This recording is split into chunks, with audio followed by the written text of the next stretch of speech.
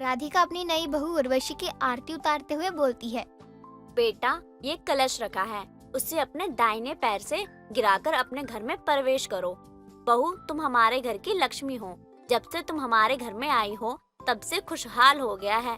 तुम हमारे घर की लक्ष्मी हो, हमारे घर के लिए बहुत लक्की हो तुम। जी माँ जी, आपके घर की खुशियाँ ही बिखेरने आई हूँ। आपका सुख चैन नींद सब छीन लूंगी। घर की लक्ष्मी से कुलक्ष्मी कब बन जाऊंगी पता भी नहीं चलेगा। कुछ कहा क्या बहू तुमने? नहीं नहीं माँ जी, मैंने कुछ नहीं कहा।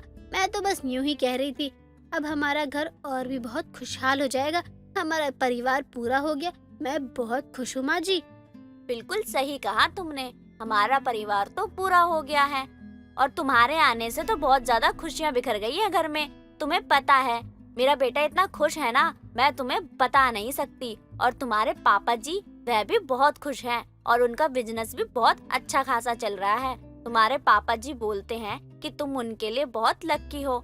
जब से तुम आई हो बिजनेस भी बहुत तरक्की कर रहा है।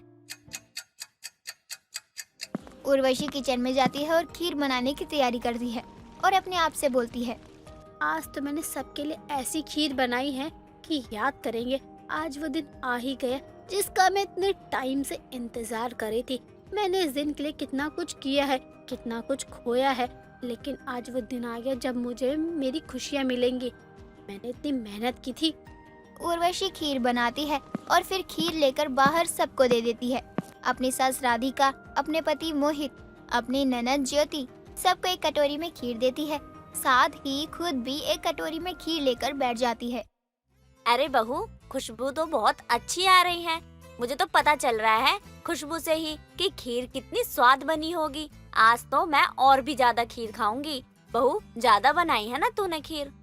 माँ जी, है तो बहुत ज्यादा, लेकिन क्या पता इसके बाद आप कभी खीर खा ही ना पाओ, ये खीर खाने की जरूरत ही ना पड़े।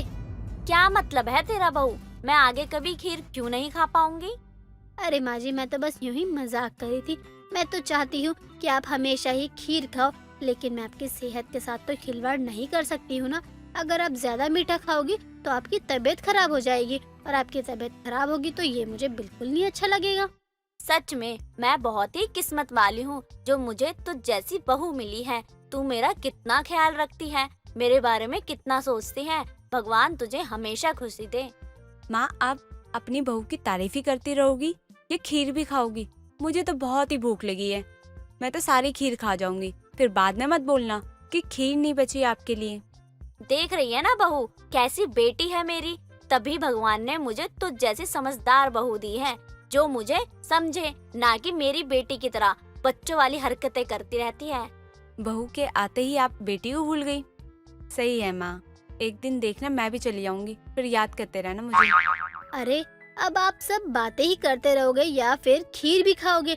खीर ठंडी हो रही है, चलो अब जल्दी जल्दी खीर खाओ और मुझे बताओ कि कैसी लगी है। बहू, तू भी अपनी खीर लिया, हम लोग साथ में ही खीर खाएंगे। जी माँ जी, मुझे पता था कि आप पहले यही कहोगी कि मैं भी खीर ले आऊं, इसीलिए मैं पहले ही अपनी एक कटोरी में खीर ले आई हूँ। सब लोग खीर खाने लगते हैं। राधिका और बाकी सबको खीर बहुत ज्यादा पसंद आती है। राधिका तुरंत अपने कमरे में जाती है और एक सोने का हार लेकर आती है और अपनी बहू उर्वशी को देते हुए कहती है।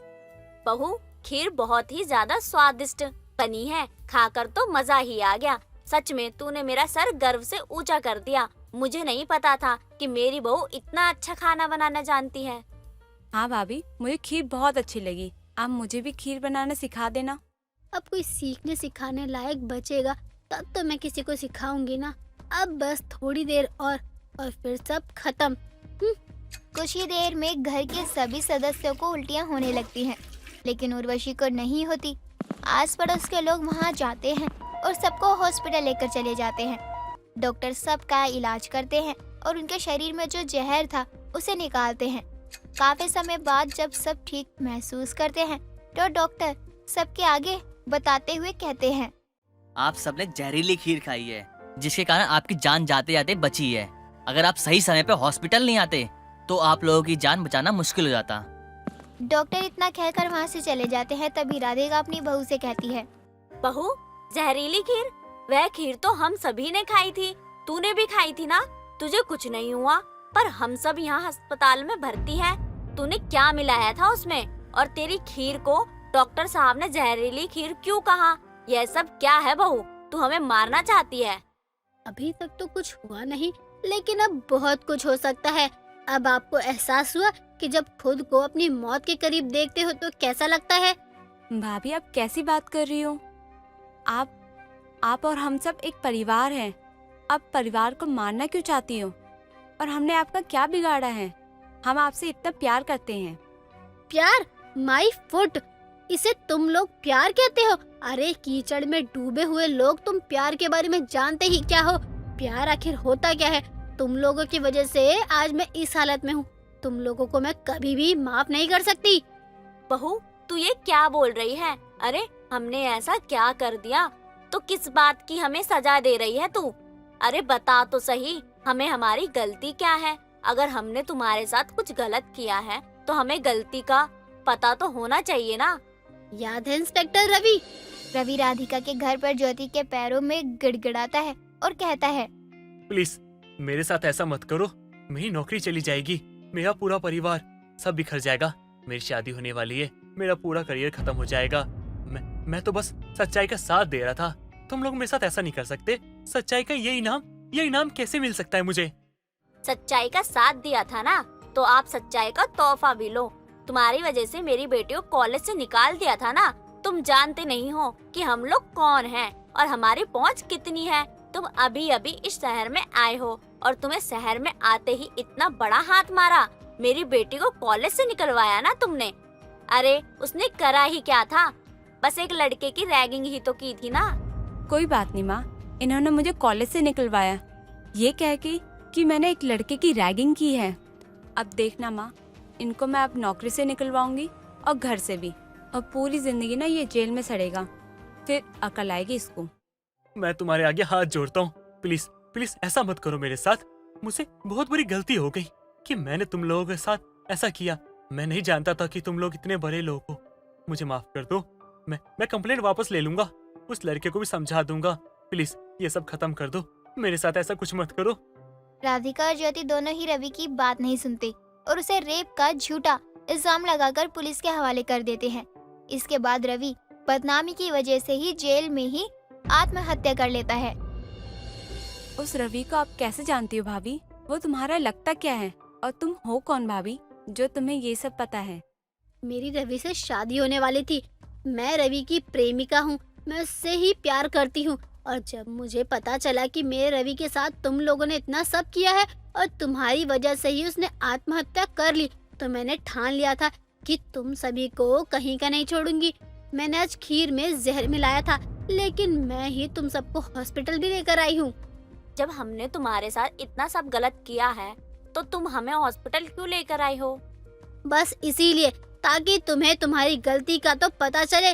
और मैं तुम्हारे घर में रहकर ही वो सारे सबूत पुलिस के हवाले कर चुकी हूँ, जिसका इस्तेमाल करके तुमने मेरे रवि को जेल पहुँचाया था। और इसीलिए मैंने तुम सबको बचाया भी है कि तुम साधारण मौत ना मरो, बल्कि जेल में घुट घुट कर अपनी अंतिम सांसें लो।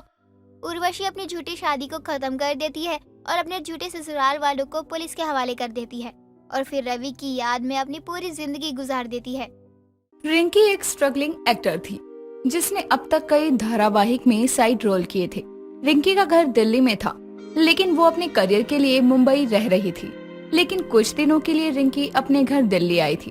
अब अपने घर आने के बाद ही जब सुबह के नाश्ते में रिंकी की माँ दामिनी रिंकी को ऑमलेट ब्रेड देती है, तो रिंकी अपनी माँ से कहती है, माँ आपको मैंने रात में ही कहा था कि मुझे वड़ा पाव खाना है, मुझसे ये सब नहीं खाया जाएगा।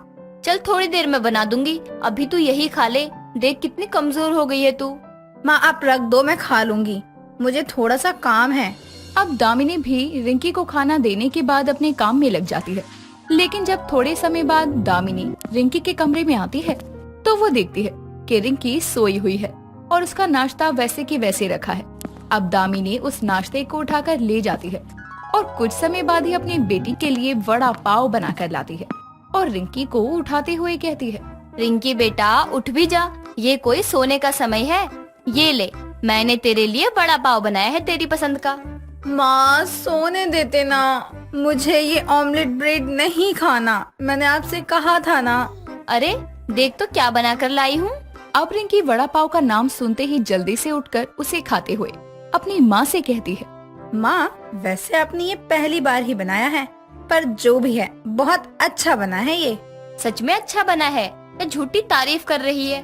अब देर शाम रिंकी अपनी दोस्त के साथ बाहर जाती है तो रिंकी की दोस्त महिमा रिंकी से कहती है, रिंकी चल चलकर गोलगप्पे खाते हैं, मुझसे तो रहा ही नहीं जा रहा। तुझे भी तो गोलगप्पे कितने पसंद हैं। अरे यार मुझे नहीं खाने ये सब, मुझे तो बस वड़ा पाव खाना है, वो भी मुंबई जैसे। ठीक है मत खा, यहाँ तो तुझे बड़ा पाव मिलने से रहा। अब रिंकी थक हार कर अपने घर आती है और अपनी माँ दामिनी से कहती है, माँ मुझे महिमा बाहर भी ले गई तो उसने छोले भटूरे मोमोज चाउमीन गोलगप्पे खा लिए, लेकिन मुझसे ये सब खाया ही नहीं गया क्योंकि मुझे तो ये पसंद ही नहीं है। प्लीज ना आप मेरे लिए वड़ा पाव बना दो प्लीज। अभी मैं राजमा चावल बना रही हूँ, अब मैं कुछ नहीं बनाने वाली। माना तुझे वहाँ पर वड़ा पाव खाने को मिलते थे, इसका मतलब ये नहीं है कि तू बस वही खाती रहे। माँ मैंने कह दिया है आपकी मर्जी, आप बनाओ या ना बनाओ, लेकिन मैं कुछ और नहीं खा सकती हूँ।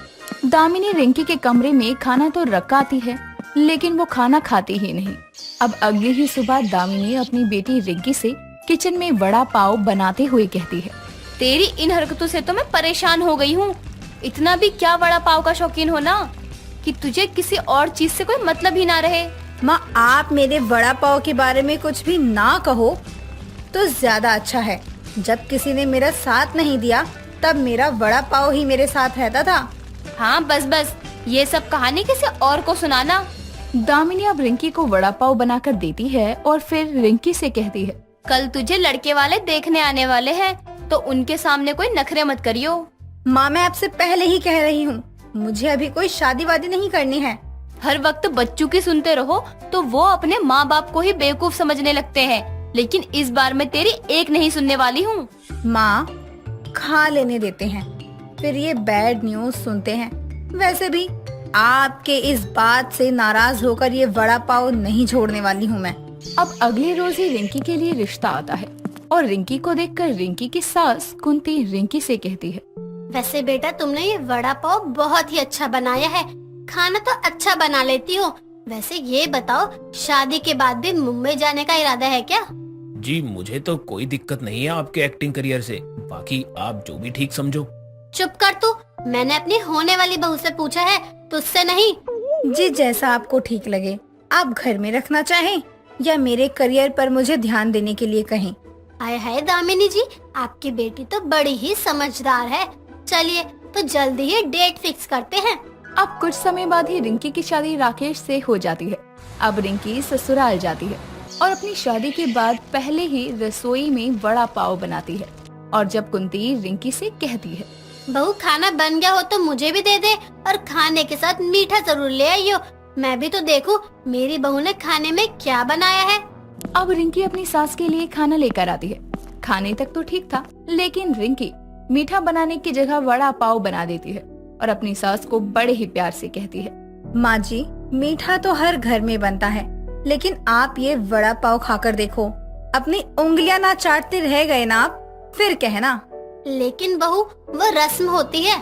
रिंकी अब सास को वड़ा पाव खिला ही रही होती है कि तभी विमला का आना होता है और वो सास बहू का ये प्यार देखकर कहती है, क्या बात है कुंती, सास बहू के इस प्यार को किसी की नजर न लगे। विमला देखना मेरी बहू ने क्या बनाया है, वड़ा पाव। अरे वाह क्या बात है, मैं भी एक दो टेस्ट कर ही लेती हूँ। अरे विमला आंटी रुको, ये ठंडा वड़ा पाव है, मैं 2 मिनट में गर्मा गर्म वड़ा पाव बना देती हूँ। अब थाली में रखे वड़ा पाव को रिंकी किचन में ले जाती है और खुद से ही कहती है, एक तो इतने कम वड़ा पाव बनाए हैं, ऊपर से अब ये आंटी भी आ गई है खाने के लिए। अगर इसने 2-3 भी खाए तो मेरे लिए तो बचेगा ही नहीं। कुछ तो करना ही होगा, क्या करूं रिंकी कुछ सोच। अब बहुत ही सोचने विचारने के बाद रिंकी अपनी सास को तो वो वड़ा पाव देती ही है, लेकिन विमला को अलग ही प्लेट में वड़ा पाव देते हुए कहती है, माँ जी अब आप लोग खाइए, तब तक मैं कोई दूसरा काम कर लेती हूँ। विमला खा कर बता, मेरी बहू ने वड़ा पाव कैसे बनाया है। बने तो अच्छे हैं लेकिन थोड़ा तीखा है, बहुत ही तीखा है ये तो, मुझसे नहीं खाया जाएगा कुंती। अरे मैं भी तो खा ही रही हूँ, मुझे तो नहीं लग रहा तीखा। विमला को वड़ा पाव इसीलिए भी तीखा लग रहा था क्योंकि रिंकी ने उसके वड़ा पाव में लाल मिर्च मिला के दी थी, जिसे खाने के बाद तो विमला की हालत ही खराब हो गई। लेकिन कुंती के वड़ा पाव नॉर्मल थे, इसीलिए उसे कुछ भी पता नहीं चला। तुम लोग ही जानो मेरी एक्टर बहू क्या खाती है क्या नहीं। तू रहने दे विमला, तुझसे नहीं होगा। कुंती तू मान ना मान, जरूर इसमें कुछ था। मेरा पेट गुड़गुड़ हो रहा है, चलती हूँ मैं। अब ये देखकर रिंकी खुद से कहती है, अब आएगा ना मजा। विमला आंटी, मैं और मेरा वड़ा पाव को हमसे कोई जुदा नहीं कर सकता। माँ जी को क्या कहा था कि बहू को सर पर मत चढ़ा, और खुद भी वड़ा पाव खाने बैठ गई। अब देर शाम जब रिंकी का पति राकेश ऑफिस से आता है तो वो भी अपनी बीवी के हाथों की बने वड़ा पाव की तारीफ करता है और कहता है, पता है माँ, आज ऑफिस में सबने रिंकी के बने वड़ा पाव की कितनी तारीफ की। मुझे भी बहुत पसंद आए बहू के हाथों के वड़ा पाव, और खाकर तो मानो मजा ही आ गया हो।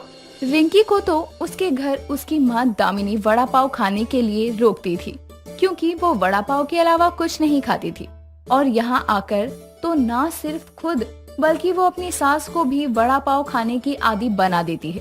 अब अगली सुबह कुंती के घर विमला की एंट्री होती है। कुंती कहाँ है तू? तूने तो वो वड़ा पाव क्या खिलाया, मेरा पेट तो चालू हो गया है। कल से ही वॉशरूम में बैठी हूँ, कौन सी दुश्मनी निकाली है तूने? कैसी बातें कर रही है? जो वड़ा पाव तूने खाया वही मैंने भी खाया था। देख मैं तो बिल्कुल ठीक ठाक हूँ और अभी भी वड़ा पाव ही खा रही हूँ। खाएगी? आजा आजा। ना ना ना, मेरा तो पेट जवाब दे रहा है। चलती हूँ, ज्यादा समय तक रोक नहीं सकती। मीनाक्षी बहुत ही सुंदर थी, साथ ही वो समझदार भी थी। वो अपनी डाइट और फेस को ग्लो करने के लिए कुछ ना कुछ खाती रहती। उसको खाने में मलाई बहुत पसंद थी। गर्मी का वक्त था, बाहर बहुत गर्मी हो रही थी और हम सब जानते हैं कि गर्मी में बाहर जाने से बॉडी पर टैनिंग हो जाती है। एक दिन मीनाक्षी घर में बैठकर फोन चला रही थी। उसने YouTube पर मलाई खाने के फायदे देखे।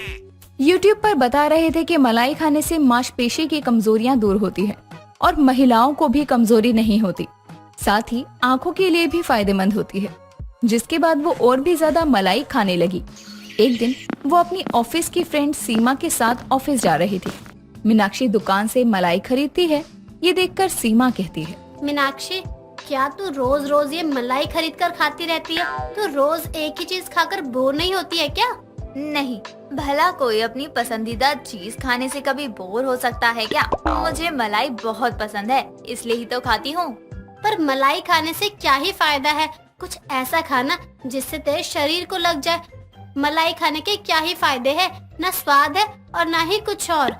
उसमें इतना सारा फैट है, बस रोज के रोज मलाई खाती रह तू। क्या बात कर रही है? तुझे मलाई खाने के फायदों के बारे में नहीं पता क्या? देख, तुझे मैं बताती हूँ। मलाई खाने से मांसपेशियों की कमजोरी दूर होती है। महिलाओं में कमजोरी को दूर करने में मददगार होती है मलाई, और साथ ही आँखों के लिए भी ये बहुत फायदेमंद है। समझी बुद्धू? पर मैंने तो सुना है कि मलाई खाने के अलावा मलाई चेहरे पर भी लगाते हैं, जिससे चेहरे पर दाग धब्बे नहीं होते, टैनिंग दूर हो जाती है, चेहरा ग्लो करता है। अच्छा, इसके बारे में मुझे नहीं पता था। मैंने आज तक बस मलाई खाने के फायदे ही सुने हैं, पर तूने तो मुझे लगाने के लिए भी बता दिए। थैंक यू बहन। अब चल ऑफिस चले, वरना लेट हो जाएंगे। दोनों बातें करते करते ऑफिस चली जाती है। मीनाक्षी के दिमाग में अब मलाई खाने के साथ साथ मलाई लगाने का भूत भी चढ़ गया। अब वो पूरे दिन गूगल पर मलाई के बारे में जानकारी इकट्ठी करती रहती। एक दिन मीनाक्षी घर में थी और उसने देखा कि फेस को ग्लो करने के लिए मलाई के होम रेमेडी के बारे में दिखा रहे थे। फिर क्या था, मीनाक्षी ने मलाई ली और रेमेडी तैयार करके अपने चेहरे पर लगा ली। वो कुछ देर फेस पैक लगाकर बैठी ही थी कि उसकी माँ सरला उसको देखकर डर गई और जोर जोर से चिल्लाने लगी, भूत भूत, बचाओ बचाओ, मेरे घर में डायन बैठी है, कोई तो बचाओ। आलतू जलालतू, तू आई बला को टालतू। अपनी माँ को चिल्लाते देखकर मीनाक्षी कहती है, माँ ये मैं हूँ, तुम्हारी बेटी मीनाक्षी। ये मैं ही हूँ, ना कि कोई डायन। अब चिल्लाना भी बंद करो। अरे ओ नास बेटी औलाद, तूने अपने इस चेहरे पर क्या गोबर पोत रखा है? ये क्या करके बैठी है? माँ ये कोई गोबर नहीं है बल्कि मलाई का बनाया हुआ फेस पैक है। अभी तक तो तुझे मलाई खाने का शौक था, अब ये नया शौक कब से पाल लिया तूने कि मलाई को चेहरे पर भी लगाया जाता है? तुम रहने दो माँ, तुम्हें नहीं पता मैं बाहर जाती हूँ, मेरी बॉडी पर टैनिंग हो जाती है और मेरी गोरी स्किन काली नजर आने लगती है। तेरा कुछ नहीं हो सकता है। इतना बोलकर सरला वहाँ से निकल जाती है। अब मीनाक्षी की जब जब छुट्टी होती तो वो घर पर मलाई के नए नए तरीके के फेस पैक बनाकर अपने चेहरे पर लगाती रहती। कुछ दिनों में उसके फेस पर ग्लो आने लगता है। कुछ दिन बीत जाते हैं और वो खुद की ही अपनी धुन में गाना गुनगुनाते हुए बाजार मलाई खरीदने जा रही थी। तभी वो शिवम नाम के लड़के से टकराती है। मीनाक्षी उसको गुस्से में बोलती है, तुम्हें दिखाई नहीं देता क्या देखकर चलना ही नहीं आता? मैडम आपको भी दिखाई नहीं देता क्या? वाह वाह, एक तो चोरी ऊपर से सीना चोरी, एक तो तुम मुझसे टक्कर खा रहे हो, ऊपर से उल्टा मुझे ही जवाब दे रहे हो। अरे मैडम आप भी अजीब हो, मुझे टक्कर मारकर मुझे सॉरी बोलने के बजाय मुझे सुना रही हो। सॉरी बोलेगी मेरी जूती, समझे? तुम लड़की हो या आफत की पुड़िया, इतना घमंड किस बात का है तुम में? मैं घमंड क्यों ना करूं, मैं लड़की हूँ, आई समझ में। अब चलते बनो यहाँ से। इतना बोलकर वो वहाँ से निकल जाती है और अपनी मलाई लेने जाती है। अब आए दिन वो नए नए तरीके से मलाई लगाती और वो कुछ भी बनाती उसमें भी मलाई डालकर खाती। साथ ही मलाई लगाने और खाने के लिए अपनी माँ को भी देती। एक रात मीनाक्षी मलाई खा रही थी, तभी उसकी माँ उसके पास पानी का ग्लास लेकर आती है और उसके हाथ से मलाई छीन लेती है और कहती है, अब इसको रात को खाना तो छोड़ दे, जब देखो मलाई खाती रहेगी या तो मुंह पर लगाती रहेगी। अरे माँ, इसको खाने से और लगाने से ना ग्लो आता है और स्किन को पोषण भी मिलता है। देखो देखो मेरा फेस कितना ग्लो कर रहा है। हाँ हाँ, देख लिया तेरी मलाई का कमाल। पर इसको रात में मत खाया कर, तुझे भूख कम लगने लगेगी। पेट फूलने की समस्या मलाई के अधिक सेवन से ही हो सकती है। तू क्या चाहती है कि तू मलाई खाए और पेट में तुझे दिक्कत आ जाए? चल सो जा अब। अरे माँ, पर मलाई तो देकर जाओ, पक्का नहीं खाऊंगी मैं। नहीं दूंगी, तेरा कोई भरोसा नहीं है। इतना कहकर सरला उसके कमरे से मलाई लेकर चली जाती है। दिन बीतते हैं। ज्यादा मलाई लगाने से और खाने से मीनाक्षी के चेहरे पर दाने होने लगते हैं, खुजली होने लगती है और उसे जलन की समस्या होती है। साथ ही मलाई का सेवन करने से अब उसकी भूख कम होनी शुरू हो जाती है। एक दिन उसकी दोस्त सीमा उसके घर किसी काम से आती है। वो दोनों एक दूसरे के गले मिलती हैं। तभी सीमा उसको बोलती है, ओए, तेरे गाल पे इतने पिंपल कैसे हो रहे हैं? एक्ने क्यों हो रहे हैं तुझे? और इतनी पतली कैसे होती जा रही है तू? कमजोर सी भी लग रही है तू। अरे नहीं तो, वो अभी थोड़ी ज्यादा गर्मी हो रही है ना, इसलिए ऐसा हो रहा है। और पता नहीं यार मैं कैसे इतनी पतली हो रही हूँ, क्योंकि भूख कम लगती है ना अब मुझे। तू ना अनाड़ी की अनाड़ी ही रहेगी। तू इतनी बड़ी हो गई है, पर तुझे ये नहीं पता कि कोई चीज कितनी मात्रा में यूज करनी चाहिए। सीमा मीनाक्षी को शीशे के पास ले जाते हुए कहती है, देख जरा अपने आप को शीशे में, देख कैसी हो गई है तू। ज्यादा मलाई लगाने से स्किन के पोर्स ब्लॉक होने लगते हैं, जिससे स्किन पर पिंपल होते हैं, खुजली होने लगती है और मलाई ज्यादा खाने से भूख कम लगती है। इसलिए तू इतनी कमजोर होती जा रही है, समझी? अब तू भी मेरी मम्मी बन जा, वो भी पूरे दिन मुझे मलाई खाने और लगाने के लिए मना ही करती रहती है। तू ही देखना कितनी गर्मी है, गर्मियों पर स्किन पर टैनिंग हो जाती है। अगर नहीं लगाऊंगी तो पूरा फेस काला दिखेगा मेरा। देख, गर्मी है तो इतना तो साफ है कि अगर तू बाहर जाएगी तो तेरे फेस और बॉडी पर टैनिंग होगी। पर इसका मतलब ये नहीं कि तू बस पूरे चेहरे पर मलाई ही लगाती रहे। किसी भी चीज को उपयोग करने की कोई लिमिट होती है। अगर तू लिमिट पर यूज नहीं करेगी तो तेरे फेस की बैंड बच जाएगी, समझी पागल औरत? दोनों की बातें चल ही रही थी कि तभी सरला उन दोनों के लिए रूअफ़ज़ा बनाकर लाती है और उन दोनों को रूअफ़ज़ा देकर कहती है, हाँ बेटा, तू बिल्कुल सही कह रही है। मैं भी तो इसको यही समझाती हूँ। मलाई खाने लगाने से जितना फायदा उतना ही नुकसान होता है, पर ये है कि मेरी सुनती ही कहाँ है। बस हर थोड़ी देर में या तो मलाई खाएगी या तो मुंह पर लगाकर बैठ जाएगी। पता नहीं कहाँ से मलाई की ये सब सीखते रहती है और चेहरे पर लगाती रहती है। मलाई खा खा कर अपना पूरा फेस खराब करके बैठ गई है महारानी। हाँ माँ, आप सही कह रही हैं। ज्यादा मलाई लगाने से मैंने अपना पूरा चेहरा ही बिगाड़ लिया है। अब से मैं महीने में बस एक बार ही मलाई का यूज करूंगी। हाँ, अपने इस बड़े दिमाग का थोड़ा इस्तेमाल कर लिया कर। चलो अब तुम दोनों बात करो, मैं जाकर तुम दोनों के लिए कुछ खाने के लिए लेकर आती हूँ।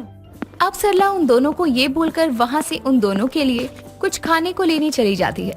सीमा और मीनाक्षी दोनों बैठकर बातें करने लगती हैं। अब मीनाक्षी को भी ये समझ आ गया था कि किसी भी चीज की हद से ज्यादा इस्तेमाल करना उस चीज का नुकसान देता है। अब वो बस महीने में एक बार ही मलाई लगाती और कभी कभी ही शौकिया तौर पर मलाई का सेवन करती। दोस्तों, अगर आपको ये कहानी पसंद आई तो इसे लाइक करें, शेयर करें और कमेंट करके बताएं कि कहानी में आपको सबसे अच्छा क्या लगा।